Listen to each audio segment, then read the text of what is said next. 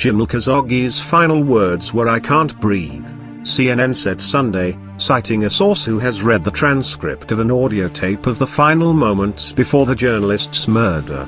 The source told the U.S. network the transcript made clear the killing was premeditated, and suggests several phone calls were made to give briefings on the progress.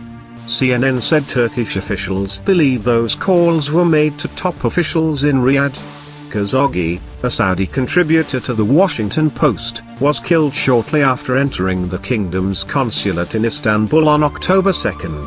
The transcript of the gruesome recording includes descriptions of Khashoggi struggling against his murderers, CNN said, and references sounds of the dissident journalist's body being dismembered by a saw. The original transcript was prepared by Turkish intelligence services, and CNN said its source read a translation version and was briefed on the probe into the journalist's death. Saudi Arabia's foreign minister on Sunday meanwhile rejected demands to extradite suspects connected to the murder of Khashoggi as sought by Turkish President Recep Tayyip Erdogan.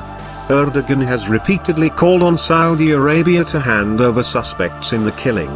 According to Turkey, a 15-member Saudi team was sent to Istanbul to kill Khashoggi. Saudi Arabia, however, holds that it was a rogue operation gone wrong, a claim undercut by the reported transcript.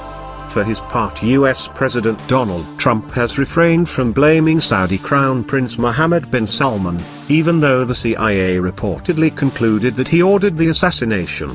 6 comments. The murder has damaged Riyadh's international reputation, and Western countries including the United States, France and Canada have placed sanctions on nearly 20 Saudi nationals.